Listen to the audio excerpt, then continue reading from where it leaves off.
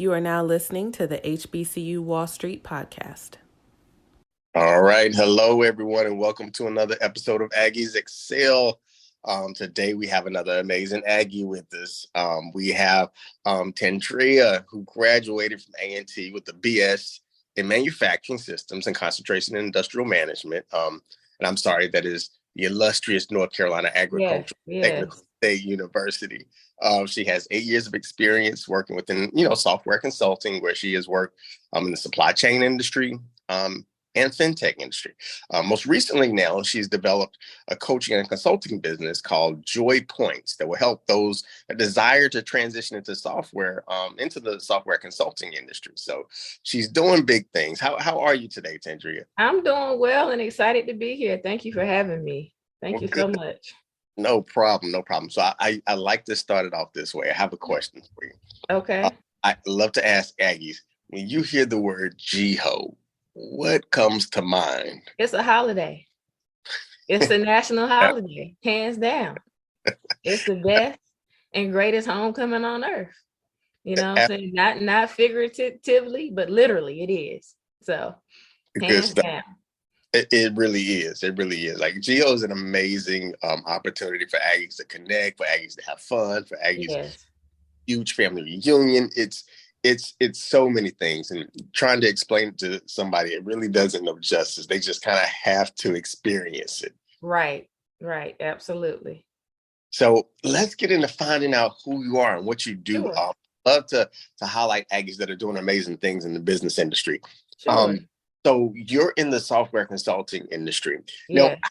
Now, how or why did you initially start to launch into this industry?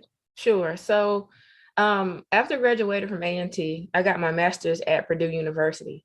Okay. And a part of the research that I did, a part of my research assistantship, was actually consulting for companies. And so while I was, getting my education paid for, I was also getting real life working experience as far as consulting.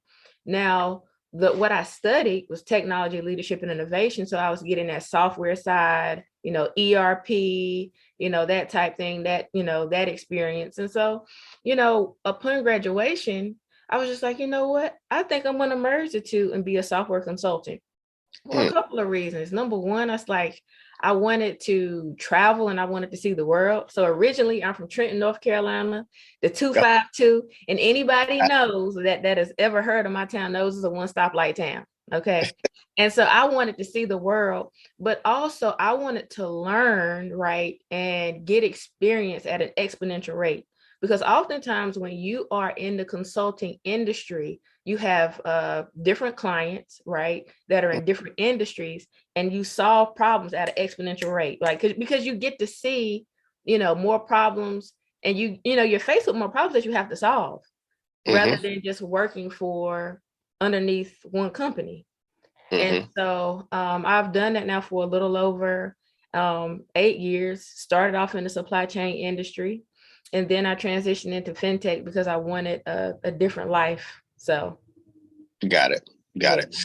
So I definitely understand that. And what you're talking about, I'm very familiar with. I was I was doing acting as a consultant, but with a company.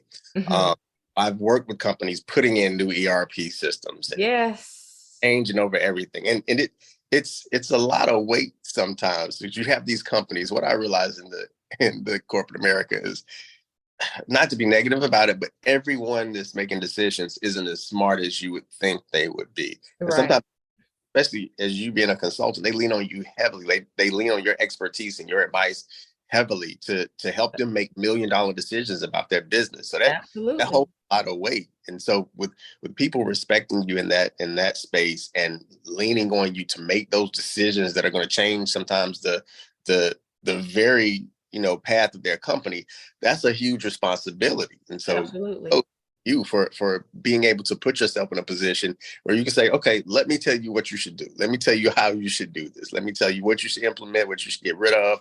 So that can be a very interesting job too, because it's almost like solving a puzzle. Like, you have to figure out what they need. Amazing. Now, I was reading about, the tech layoffs that happened, last year. Now, how were you affected by that, if at all? Yes. So actually, in December, I was impacted by the tech layoffs. And so I went through, I would say it was a bit of a tumultuous time. It was like a roller coaster of emotions. One day, I thought I was okay. The next day I was angry. Another day I was just super, super emotional and crying because I know how much work I put into my work, right?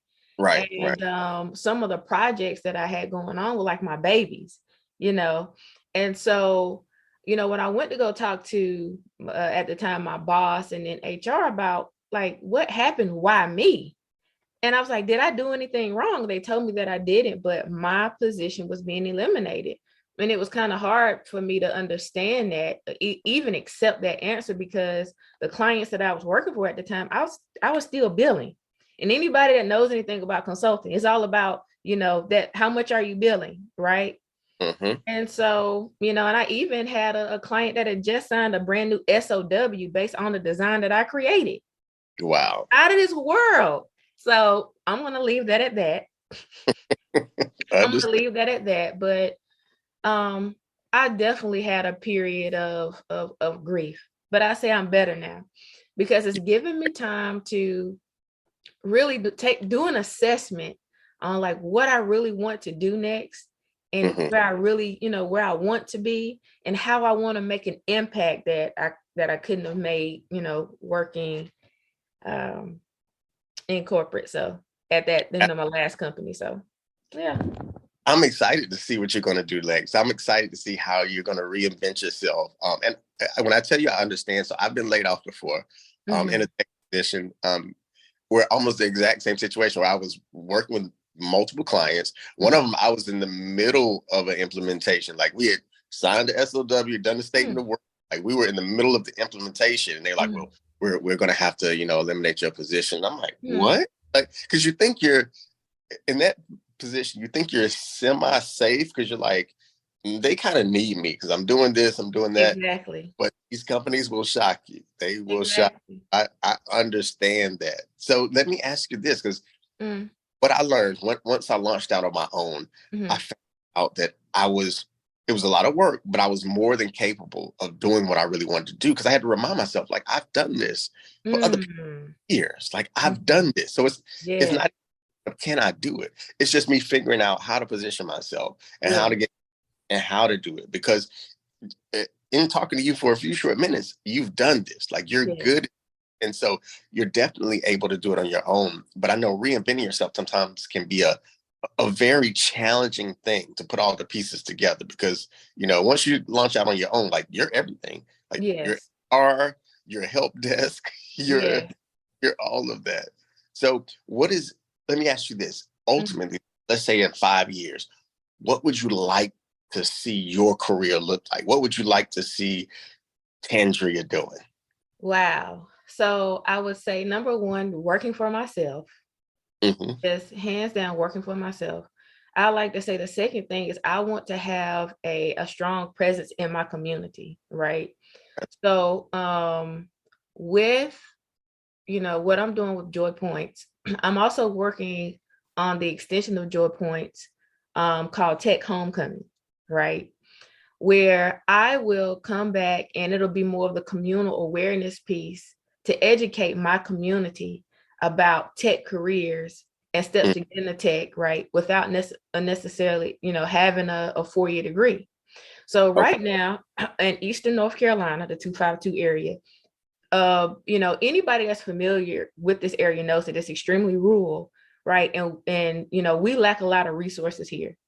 And so what I want to do is bring back those who have left, right? Who have gone out and had successful, tech careers, to come back and let's start making our print here. I'm not saying move back, but to create that pipeline so that we can bring back money here, right? We could bring back some programming here, but not just that, right? To bring back the example.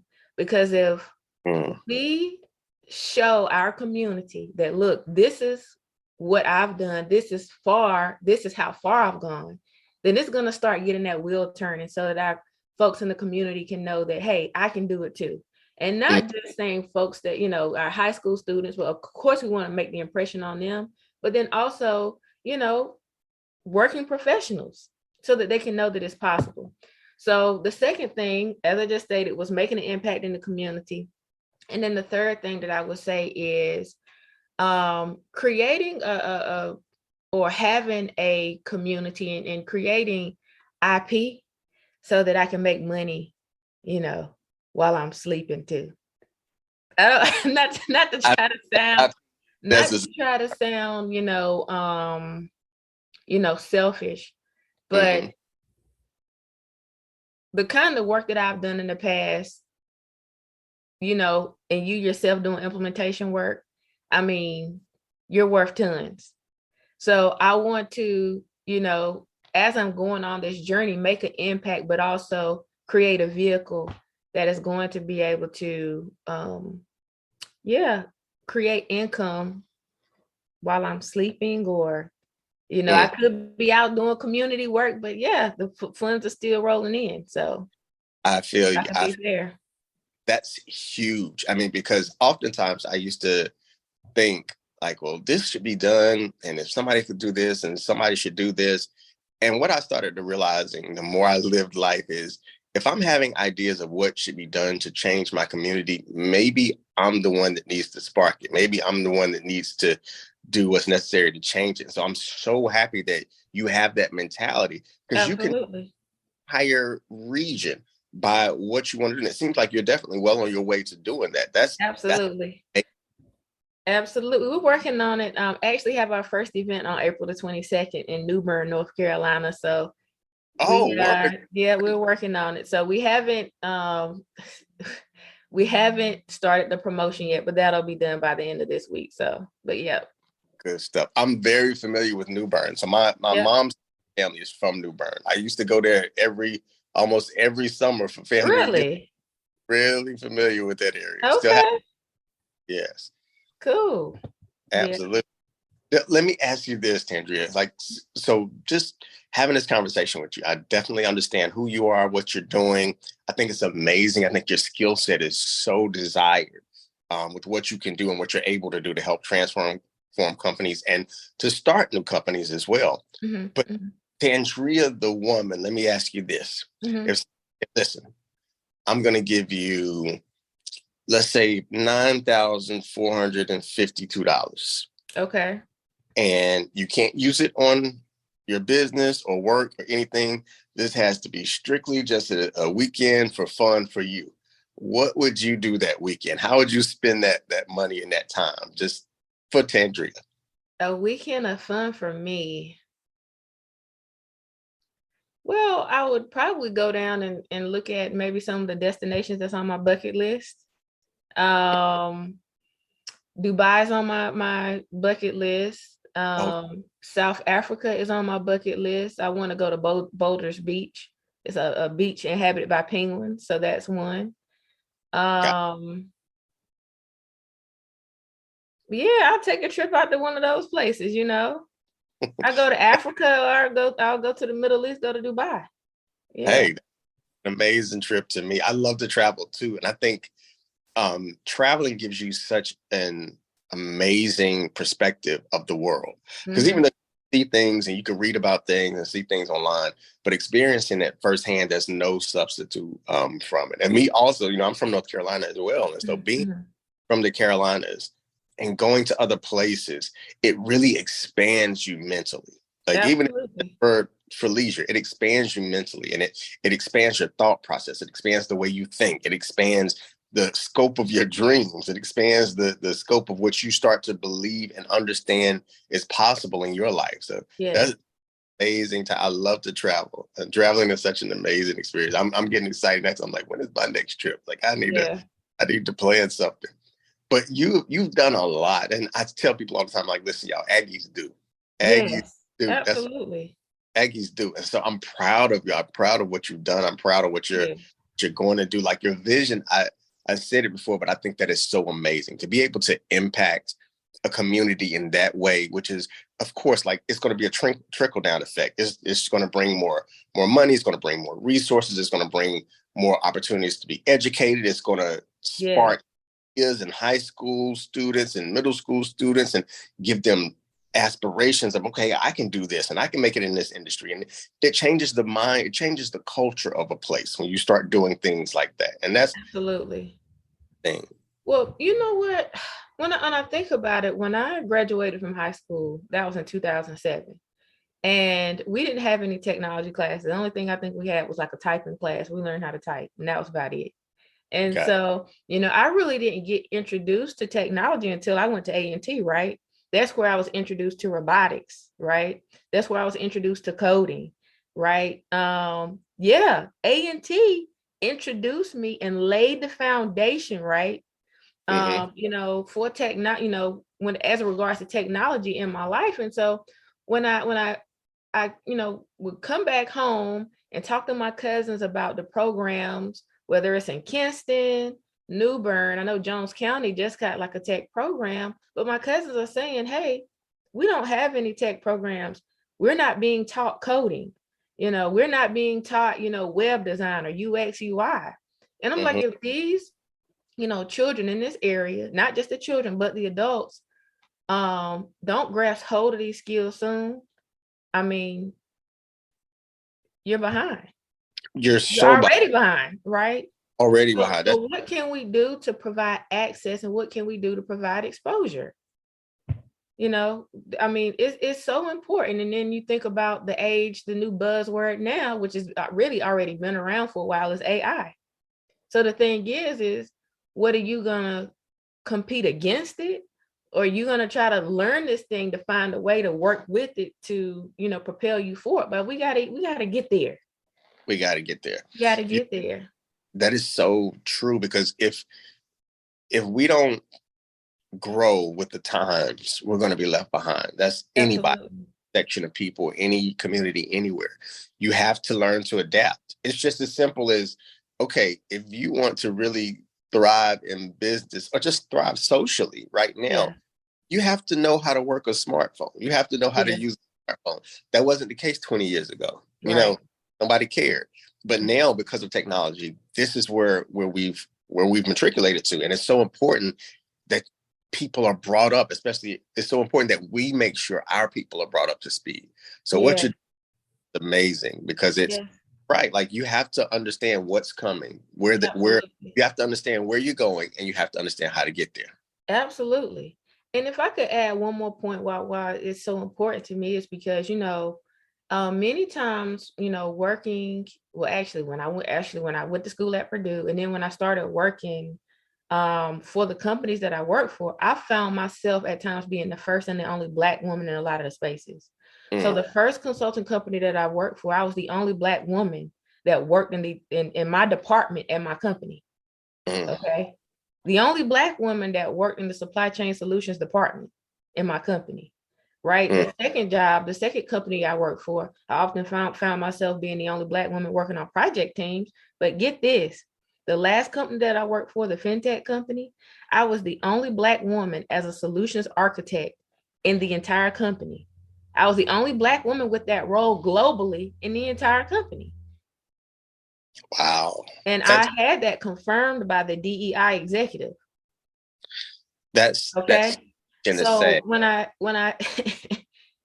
so again, when it comes back to exposure, awareness, and sharing my story, being an example, bringing back others with me, y'all, I mean, when I'm saying y'all, I'm just in my mind, I'm just like, it's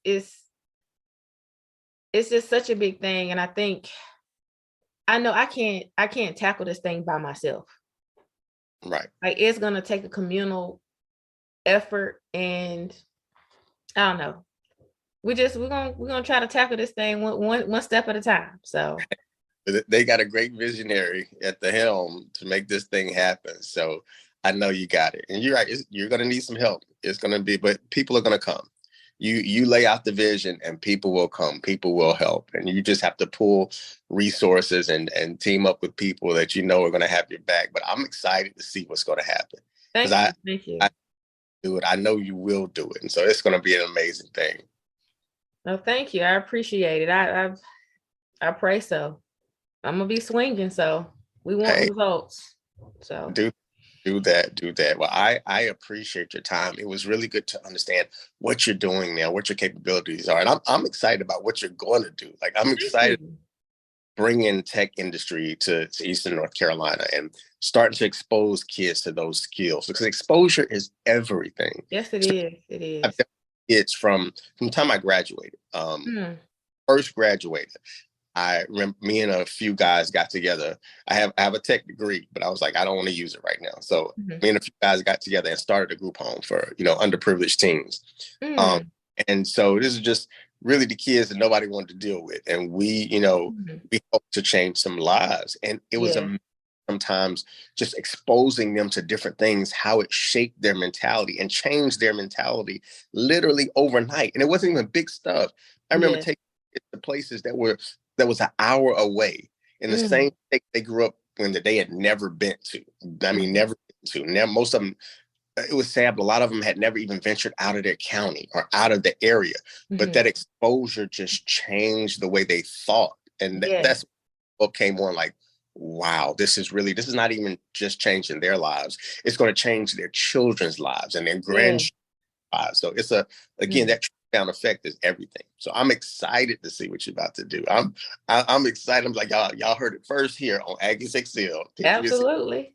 This, and she did it. So I'm happy for you. I'm proud of you, and I'm excited to see what's gonna happen. Thank you so much. Thank you. No Thank you. problem. I appreciate your time again. Thank you for allowing us to find out a little bit more about you and to talk to you about what you have going on. And we will definitely keep an eye out on what you're doing. Moving. Absolutely. Thank you for having me. I appreciate it so No, much. you're welcome. Well, you all, this has been another episode of Aggies Excel, and we'll holler at you later.